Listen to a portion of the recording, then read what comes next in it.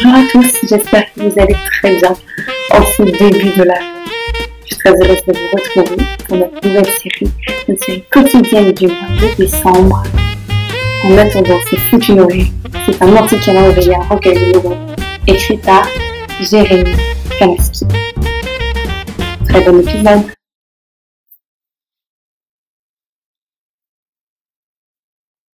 « 1er décembre, code de mauvaise conduite. »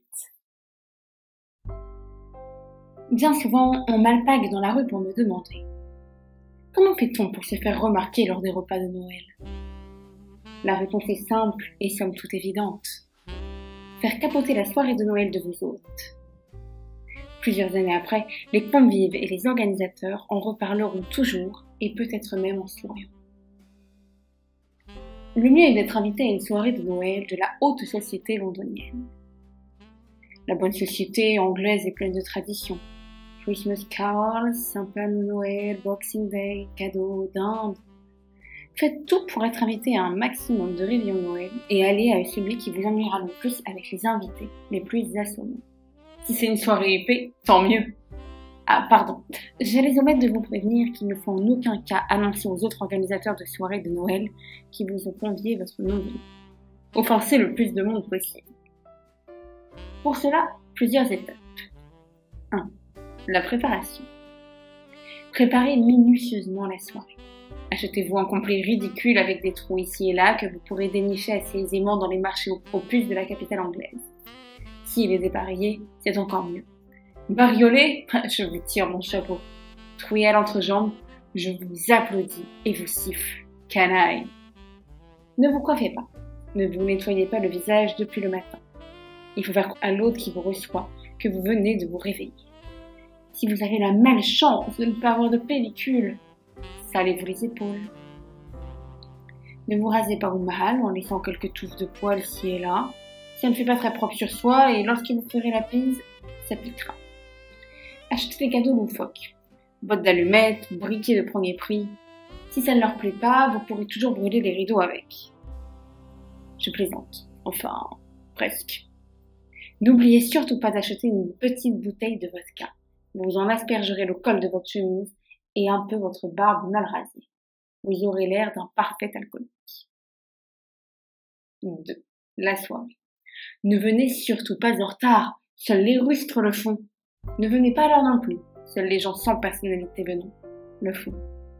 Non, innovez. Venez à l'avance. Vraiment, à l'avance, j'insiste.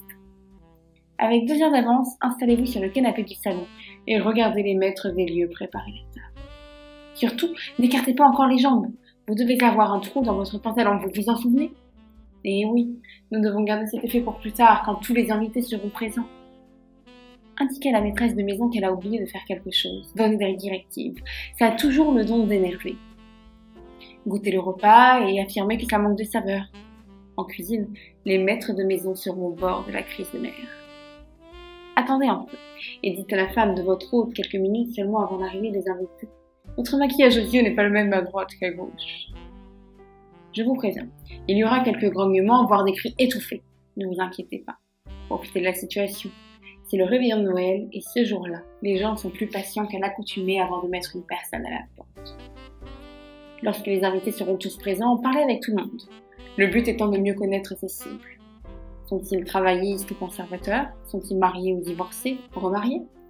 Une fois que vous aurez glané le plus d'informations possible, envoyez des pics indirects en parlant fort à un couple marié. Je n'aime pas les divorcés. Ils sont fourbes et hypocrites, souvent esclaves de leurs pulsions. Bien entendu, ils approuveront timidement et silencieusement, pendant que la personne divorcée maugrira dans ses coins. Asseyez-vous quelques instants sur le canapé et ouvrez les jambes outrageusement pour que les invités voient le trou à votre entrejambe. Le silence s'installera peu à peu lorsque les invités tenteront d'éviter de poser leurs yeux en cet endroit que la décence interdit de fixer. Ils reprendront gênés leur conversation. J'insiste pour que vous portez un caleçon, moche de préférence. La soirée sera longue et vous ne devez pas être sorti avec un coup de pied dans le derrière pour exhibitionniste. Alors, pas de petits bouts qui dépassent. Si l'on sonne à la porte pour un Christmas carol, comme c'est souvent le cas à Londres la veille de Noël, laissez les invités s'amasser devant la porte pour écouter 1 minute leur chant de Noël. Il faut qu'ils aient le temps de s'attendrir, de regarder les uns les autres avec amour. Ensuite, passez lentement devant tout le groupe au cœur de guimauve et fermez doucement la porte pendant le Christmas Carol continue d'être chanté.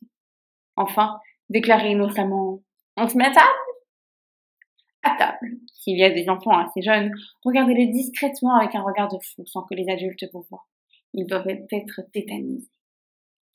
Le repas entamé, le saumon d'Écosse ingurgité, la dinde arrivera. Tout le monde dira de son étonnement, de son admiration et de son commentaire sur la volaille. Souvenez-vous que c'est une si petite dinde pour un si grand nombre d'invités. Les lassitudes à l'égard de votre attitude de trouble-fête doivent commencer à poindre si ce n'est pas déjà le cas. Mettez les bouchées doubles. Vous ne devez pas atteindre le dessert. S'il y a un chien, martyrisez-le. Pas méchamment, bien sûr. Faites-lui miroiter un bout de dinde qu'il n'aura jamais. Affirmez des choses approximatives à l'une des personnes venues en couple. Par exemple, « C'était vous, Elisabeth, que j'ai croisée la semaine dernière à l'hôtel Hilton ?»« Non !» répondra-t-elle, outrée et gênée qu'on la confonde avec une autre femme. Le mari, la voyant rougir à cause de son étonnement, en tirera les conclusions qu'il souhaitera. En tout cas, ça ressemblera fortement à un mensonge. Ne répondez pas au mécontentement de certains. Critiquez. Critiquez la vaisselle de mauvais goût, même si elle fut donnée en héritage par la belle famille de monsieur. Exprimez votre effroi face à la couleur des rideaux.